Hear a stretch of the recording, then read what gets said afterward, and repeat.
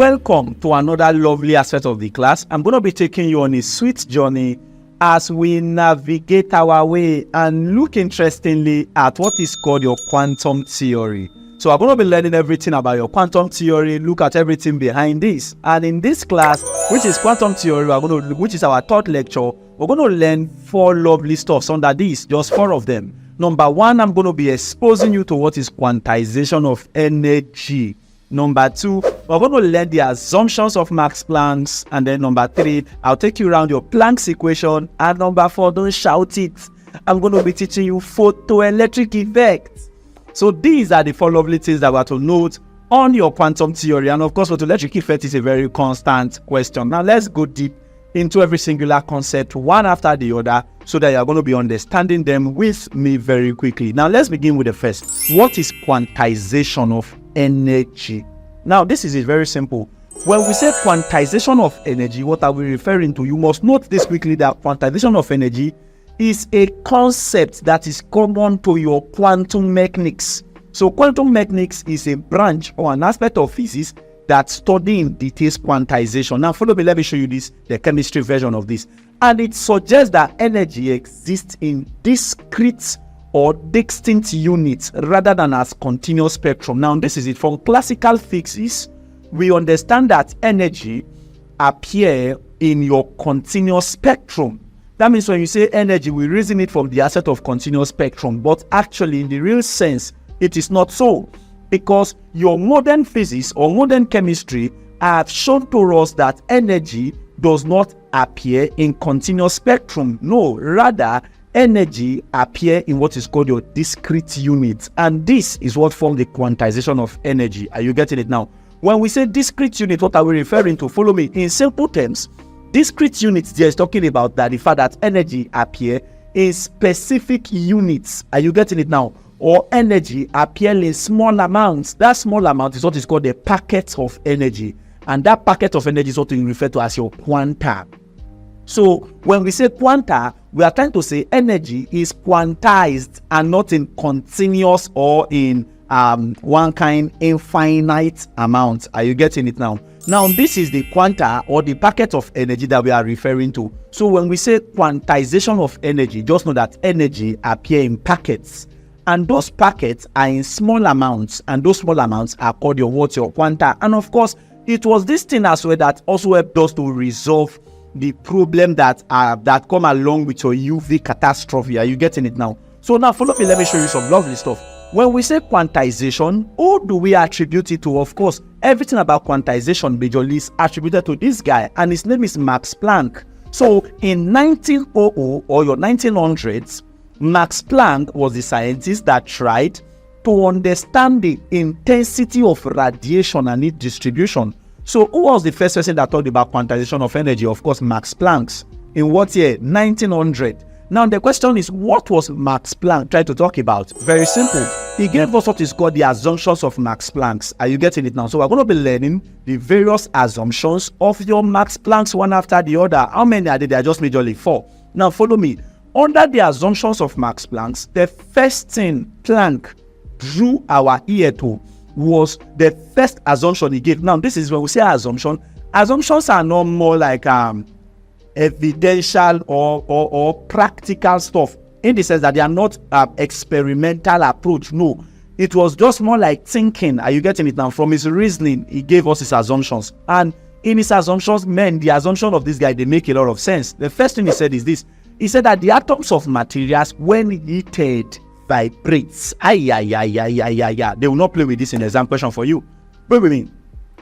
Number 1 assumption of Max Planck is this. He said that the atoms of materials, when heated, what will they do? They vibrate. Now let's say, okay, these are atoms of materials. How do we know the atoms of materials? You can see that all of them are identical, right? That shows to us that there are atoms of the same material. Now when you heat them, what happened to them? They begin to vibrate. Are you getting it now? So this was the first assumption of Max Planck, where he said that the atoms of materials, when heated, what happened to them? They vibrate. Now he didn't stop there. He went further to give us the second assumption. Now in the second assumption, he said that this vibrating atom that we have, they vibrate at a given threshold frequency. Now, what do we mean by the word threshold frequency. Now, the threshold frequency there is represented by your, this is your frequency, right? We said that frequency is your known, and your known is frequency. Where you have your known not, what is known not? Threshold frequency. Now, let me explain. In other words, you can see quickly here that these atoms, they are held together by like a force, right? Oh yes. If this atom must leave, are you getting it now, or must vibrate around its main position, it needs a certain amount of frequency that should be incident upon it. Are you getting it now? So he did not throw more weight into that anyway, but that was what he was trying to explain. He said that this vibrating atom, they vibrate at a given threshold frequency, which is called your known not, or multiples of it. What are the multiples of it? N known not. Now, this is the second assumption of Max Planck. What was the first assumption? He said that atoms of materials, when heated, they do what? They vibrate. And number two, he said that the vibrating atoms vibrate at a given threshold frequency, known not, or multiples of it. What are the multiples of it there? N known not. Don't play with this. Are you getting it? He went further to give us the third assumption. And the third assumption of Max Planck, what did he say? Guess what he said? He said that the energy absorbed or propagated or transmitted. Now, let's dwell on this first. He gave 4 different words there. He said that the energy that is either absorbed or propagated or emitted or transmitted. There is an acronym for these 4 words. It is called EPET. So when I say EPET, what is EPET? The energy absorbed, propagated, emitted, or transmitted. Are you getting me now? It's not continuous. He has already established it that energy is not continuous, no, but are in discrete amount. Discrete amount means like small chunks of amount. Are you getting it now? Called what? Quanta. So this was where we got the word originally from, quanta. That was where we now coined quantization from. Now, what is the third assumption of Max Planck? He said that the energy, EPET, the energy absorbed or propagated, emitted or transmitted, is not continuous, but are in discrete amount, called what? Quanta. Now you can see quickly that this is the quanta, or the packets of what? Energy. Are you getting me now? So this is the third assumption of Max Planck. You must know the 4 of them. Are you getting it? Number 1, the energy of materials, when heated, they do what? They vibrate. Number 2, the vibrating atoms vibrate at a given threshold frequency, known not, or multiples of it, N known not. Number 3, the energy absorbed or propagated or emitted or transmitted is not continuous, but in discrete amount, which is called what? Quanta. And then the guy moved further, and then he gave the 4th one, the 4th assumption of Max Planck. Guess what he said? Lovely one. In this 4th one, he said that the energy of a quantum of electron, is directly proportional to its frequency. Now, hold on. Now, he was relating energy and frequency. He said that the energy of a quantum of electron is directly proportional. Is there an inverse proportionality or a direct proportionality? Of course, it's a direct proportionality. The energy of a quantum of electron is directly proportional to its what? Frequency. Now, this is what he is referring to. That means energy is directly proportional to frequency. Are you getting it now? And then if energy is directly proportional to frequency, let me show you something here. This equation here, this proportionality sign here, is what we refer to as your Planck's law. Now, when they ask you state Planck's law, just tell them directly that energy is directly proportional to the what? To the frequency. Are you getting it? It's as simple as that. And okay, another lovely thing here is this. If energy is directly proportional to your frequency, what can we say? You can say that, okay, can we remove proportionality sign and bring in equality sign? Yes. If I remove proportionality sign and I bring in equality sign, that means I can say energy here is equal to, of course, I will introduce constant. That constant here is called, who brought the equation is Planck's, right? So that constant is called your Planck's constant, and that Planck's constant is h. So I will use h what there? H no. That means this here is called your Planck's equation. What's your Planck's equation? Energy is equal to your what? H no. Are you getting it now? It's as simple as that. So these are the 4 assumptions of your Max Planck's. Now let's go on, and then let me show you what is called your Planck's equation in details. In your Planck's equation, you must understand this quickly, that in the second assumption first, he said that the energy of a vibrating atom vibrates at a given threshold frequency, which is your known not or multiples of it. That means he integrated this into Planck's equation. I'm going to show all of this to you very quickly so that you see.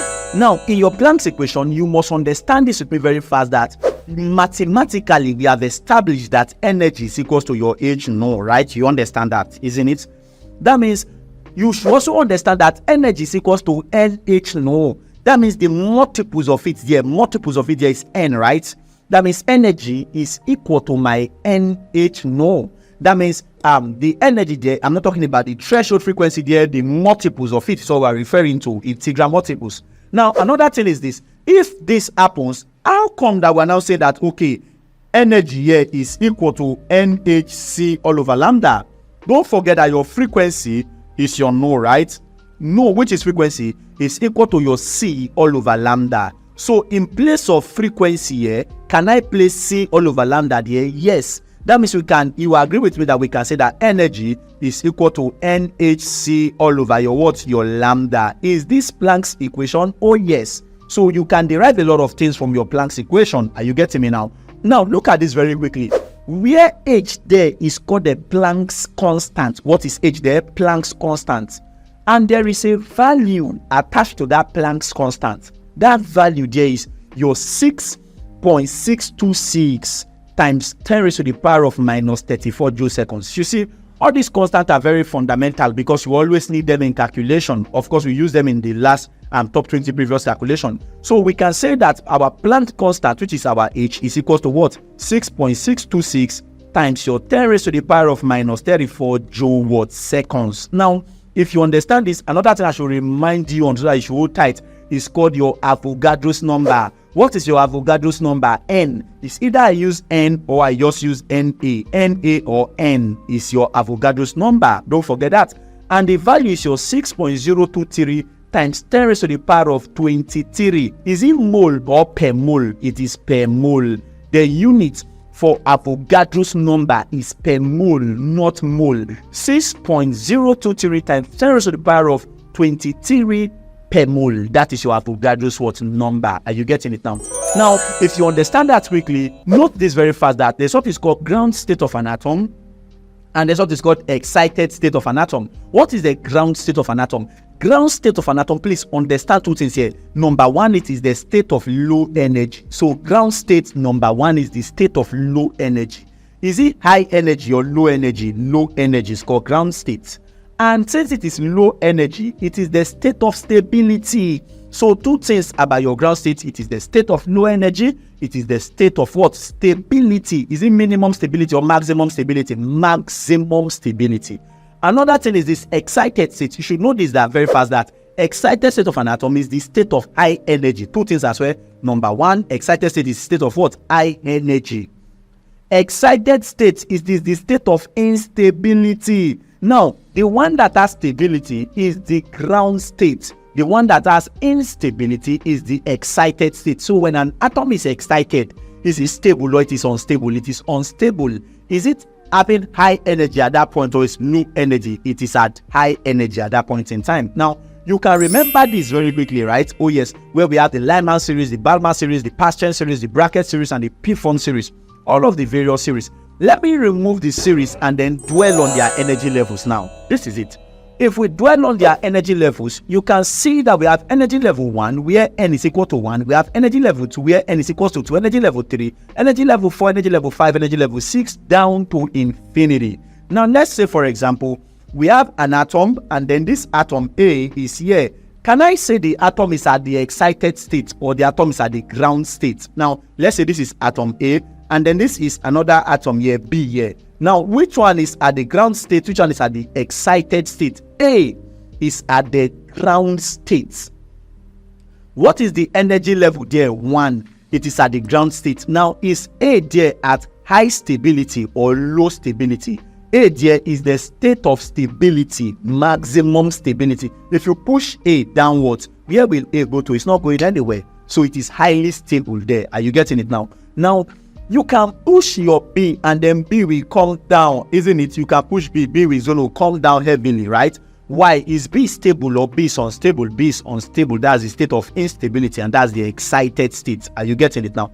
If you understand this, you should also know this very fast, that in your Planck's equation, please understand is that when an atom absorbs, so atom can either absorb or emit energy. Now, this is it. When an atom absorbs a discrete amount of energy, that discrete amount of energy is what we call quanta, right? Or packet of energy. That means what happens is that you can say that atom that is absorbing that discrete amount of energy, it is absorbing a quantum of what? Energy. So when atom absorb energy, what happens?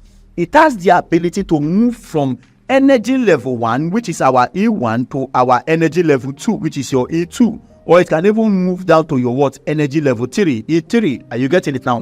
When that happens, what do we say? We say that energy is quantized. Now, this is it here. Atom is at this level. When it absorbs energy, what will happen? It will move higher. Are you getting it now? Of course, the same is the reverse. When an atom loses energy, what will happen? It will fall from a higher energy level to a lower energy level. So when an atom is emitting energy, what happens? It is losing energy, of course. It will fall down from a higher energy level to a higher pedestal to a lower what? Pedestal. Are you getting it now? Now look at this very fast.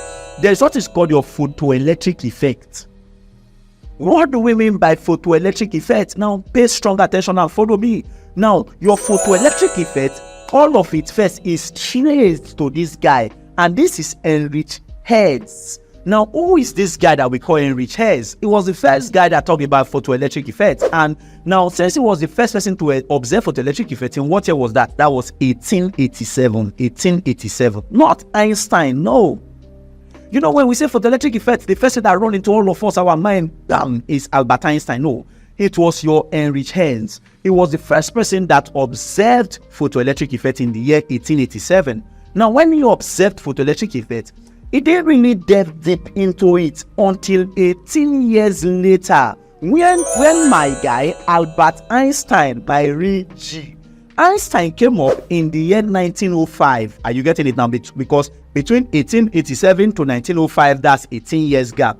Albert Einstein was aware of the work of Heinrich Hertz.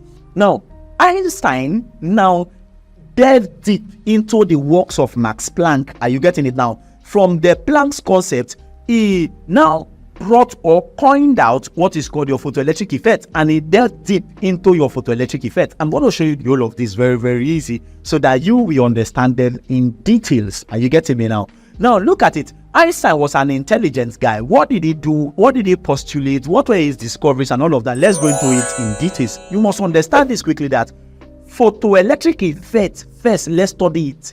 It occurs when photons, when we say photons, what do we mean? Photons, they are nothing but particles of light. Are you getting me now? So photoelectric effect occurs when photons, which are the particles of light with sufficient energy. So energy first must be sufficient, because if energy is insufficient, nothing is going to happen. Photoelectric effect occurs when photons, which are the particles of light with sufficient energy, strikes on the surface of a metal. When they hit metal surface, what will happen? They cause electrons to be ejected from the surface of the material. Now, let me show you this very fast. Let's say this here is a material, and this material, let's say, is a metal, and of course, it has what is called your particles in them. Are you getting it now? We said photoelectric effect occurs when photons of light with sufficient energy strike on the surface of a material, causing electrons to be ejected from the materials. Now, you have seen the material very quickly, and this material has particles in them. Those particles, they are called electrons. So all of these guys in white that you can see inside there, they are called electrons. Are you getting it now? So what do we mean by the electrons? These here that we can see are the electrons. Are you getting me now? So if these are the electrons, when you strike your photons on it, these photons you can see are called the particles of light. When they strike on it with sufficient energy, what happens? They cause electrons to be ejected from it. Are you getting it now? You can see that electron is being pushed out because the energy is sufficient. Hiya, Sir Peter, talk to me. Talk to me. Let me show you something. From this that we can see here, what have just happened? Electrons or your electrons here have just been ejected from the surface of the material. Now, these electrons that have been ejected, this phenomenon is called your photoelectric effect. And who opened us up to this in details? It was Albert Einstein. He was the guy that showed us another dimension that we have never known before. Now, let me show you something more on this. You must understand this quickly with me, that photoelectric effect is a phenomenon whereby electrons are removed or ejected from the surface of a material or a metal when irradiated by your UV light. So if they ask you in any exam condition, define photoelectric effect, this is what you tell them. Photoelectric effect is a phenomenon, are you getting me now, where electrons, so what is being ejected here? Electrons are ejected, electrons are removed from the surface of a metal when you irradiate it with your UV light. So this UV light here is your ultraviolet radiation. This phenomenon is called your photoelectric effect. But now, the energy of the photons. Now, you can see that these guys here are photons, right? This UV light is coming in form of photons here. Well, okay, let's call this guy here photons, or your packets of energy. The energy of the photons must be greater than the work function of the material. Now, what do we mean by work function? What do we mean by energy of photons? Now, understand this with me. We said that energy of photons must be greater than what? The work function of the what? Of the material. Now, let me show it to you. In photoelectric effect, we can say our E is equal to your E plus E. Aye, sir, what do we mean by this? How can we say energy is equal to energy plus energy? Now, these photons that we have here, they have what is called their own energy. And the energy they have, this energy they have is a derivative of the energy from your Planck's equation. Where Planck said that energy is equal to what? What did Planck say? Planck said that E is equal to what? H no, right? Oh yes. So energy here of the photon is equal to H no. That means I can say that my energy here, which is my H no, is equal to, now this is it. There is these electrons that we can see here, all these electrons that you can see here, those ones here that I'm pointing out, all these electrons. There is an energy that is holding them down. That energy that is holding them down is called work function. And wait, what is work function? Work function is that energy required to remove an electron from the surface of a material. In other words, hold on, these photons first, they are coming with their own energy. And they need to remove electrons, right, from the surface of this material. These electrons are held down by energy. And the energy that holds this electron down, we said that they are called your work function. And that work function there, which is energy, is equal to your H no naught. Are you getting it now? So they have their own energy, resident energy, called H no naught. That means you can say that this H no is equal to your H no naught plus what? Plus your E. What is the other E there? You can see that when these electrons were ejected, what happened? They were displaced at a very great distance. So it is possible that the electrons are ejected. The electrons they received packet of energy and they just undergo vibration and they don't move far. So what is moving them? You can see that energy is applied here. And what type of energy here? Kinetic energy is what is used to move them to this distance. So that kinetic energy there, of course, kinetic energy is what? 1 all over 2 mv squared. Now, understand this with me. Can we say that my H no is equal to your H no naught plus 1 all over 2 mv squared? Yes, this is the equation that governs your photoelectric effect. So we can say H no is equal to H no naught plus your what? 1 all over 2 mv squared. And this 1 all over 2 mv squared here is called your what? Your kinetic energy. Are you getting it now? Now, follow me, let me show you something very quickly. You must understand this with me, that if the energy of the photon, that means this here has its own energy, and this energy here is the energy of what? Photons. If the energy of the photons is not sufficient to remove the work function, what is work function? Energy that must be overcome for electrons to be ejected. What will happen? No electron will be ejected. That means it's possible that you incident your quantum of what? Energy, right? on your metal surface and electrons are not ejected. Oh yes. Why is it that electrons will not be ejected? Because the energy that is coming in is not sufficient. Are you getting me now? To liberate electrons from the surface of a metal. So what will happen there? No electron will be emitted. That means no work will be done there. Are you getting it now? So if this occurs, what can we say? Of course, no work is done in particular as regards this. Are you getting it now? So the next thing that you are going to understand very quickly with me, you must understand this very fast that, okay, let's say we have a graph of your kinetic energy against frequency. What can we deduce from here? Now follow me very fast. Don't forget that we have established that energy first is equal to our energy plus energy, where we established that our H no is equal to our H no naught plus your what? Your kinetic energy. And what is the kinetic energy there? 1 over 2 mv squared. So in this equation, in this graph here, we are plotting a graph of your kinetic energy against your frequency, and that frequency there is your, you can see your no, you can see your no naught, isn't it? Now, can we make from this equation here, can we make kinetic energy subject of the formula? Yes. When we do that, we can say our kinetic energy there is equal to our H no minus our H no naught. If this happens, you can see that your H is the same thing as your H here.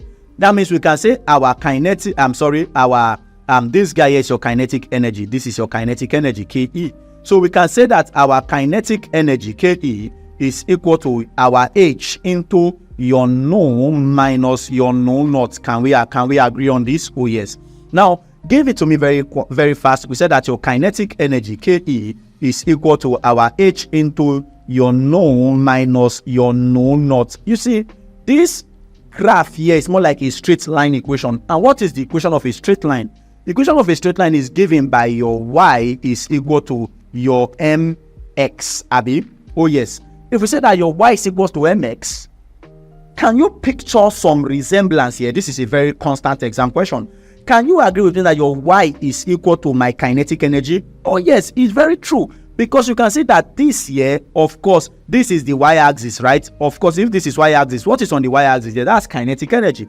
That means you can say that your y is equal to your what? Your kinetic energy. Very fast. Don't forget that. That's number one. Hold it tight. Your y is what? Kinetic energy.